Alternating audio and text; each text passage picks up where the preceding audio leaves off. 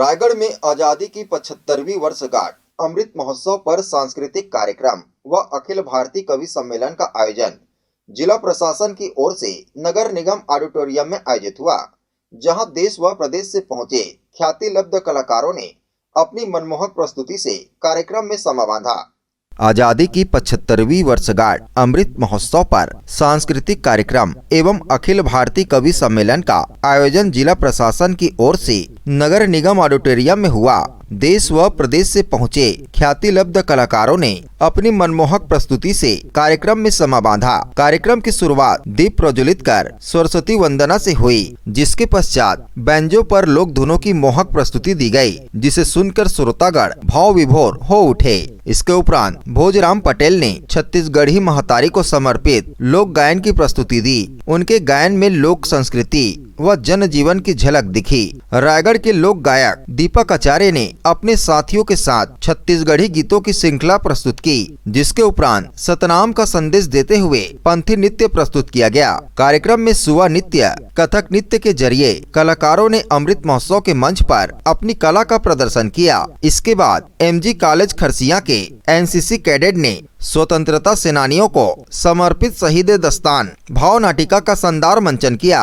इस दौरान बाल नृत्यांगनाओं द्वारा भारत नाट्यम की भावपूर्ण प्रस्तुति दी गई। शहर के तबला वादक द्वारा तबला वादन प्रस्तुत किया गया। कार्यक्रम में गायिका ऐश्वर्य पंडित की मनमोहक आवाज में देशभक्ति का आनंद दर्शकों ने लिया। अंत में प्रख्यात कवियों की उपस्थिति में कवि सम्मेलन आयोजित किया गया। इस मौके पर सभी कलाकारों को उच्च शिक्षा मंत्री, जिला कलेक्टर व महापौर ने स्मृति चिन्ह एवं प्रशस्ति पत्र देकर सम्मानित किया। देश की आज़ादी के 75वें वर्ष के अवसर पर विभिन्न हमारे जो डिपार्टमेंट हैं अलग अपने अपने तरीके से उसको मना रहे हैं। तो इसी परिप्रेक्ष्य में आज जो है ये सांस्कृतिक प्रोग्राम हुआ है, जिसमें गायन, डांस की अलग अलग प्रतियोगिताएं हुई और अच्छे अच्छे कलाकार पूरे देश भर से आए हैं और कवि सम्मेलन भी हो रहा है। मुझे पूरी आशा है कि रायगढ़ के सभी निवासी इसका आनंद उठाएंगे। आज पूरा दिन भर कार्यक्रम रहा। आज़ादी के अमृत महोत्सव में ये कार्यक्रम आज प्रशासन के द्वारा किया गया है। मैं पूरे प्रशासन की पूरी टीम को बहुत बहुत बधाई दूंगा। काफ़ी मेहनत किया इन्होंने और पूरे हमारे रायगढ़ वासियों को एक सांस्कृतिक रंग में रंगने का एक पूरा मौका दिया है। साथ ही जो कवि सम्मेलन है, सब काफ़ी जाने माने कवि यहाँ आए हैं। मैं सबका स्वागत करता हूँ आप लोगों के जरिए और काफ़ी अच्छा ये कार्यक्रम हुआ है। सबको बहुत बहुत बधाई। ये जो सांस्कृतिक कार्यक्रम हुआ उसमें स्थानीय कलाकारों को ज़्यादा महत्व दिया गया और छत्तीसगढ़ी जो लोकगीत हैं, लोक उनको महत्व नहीं। देखिए, जो सरकार की भी ये योजना है कि हमारी संस्कृति को आगे बढ़ाया जाए, हमारी संस्कृति को जितना प्रमोट किया जाए।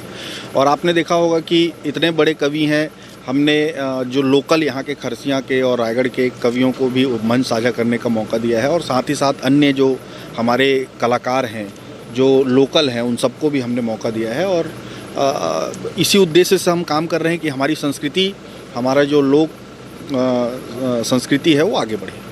ये हर युग में हुआ है। रामायण और महाभारत भी राजनीति की काव्य है एक तरह से, उसमें भी राजाओं का चित्रण है और कवि का काम है जनमत तैयार करना, जन चेतना के लिए कविताएं बनाना, लिखना।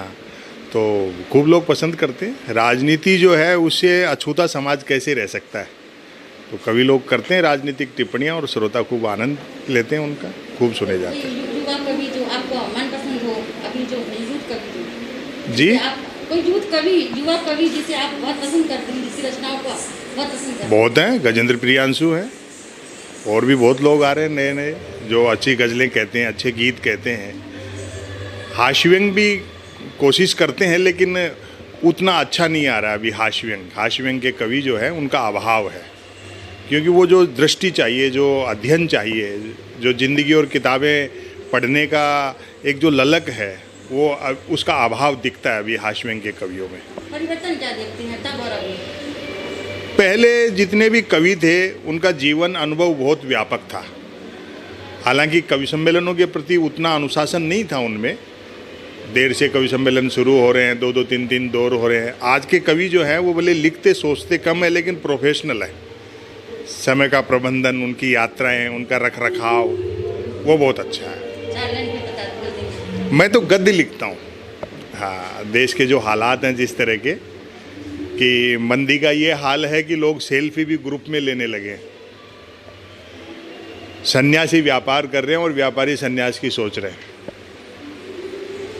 जो बाजार की स्थितियां हैं, धर्म, राजनीति और कॉरपोरेट का जो एक गठजोड़ है, उसकी वजह से सोसाइटी में एक जो खोखलापन है, हम उसी का चित्रण करते हैं।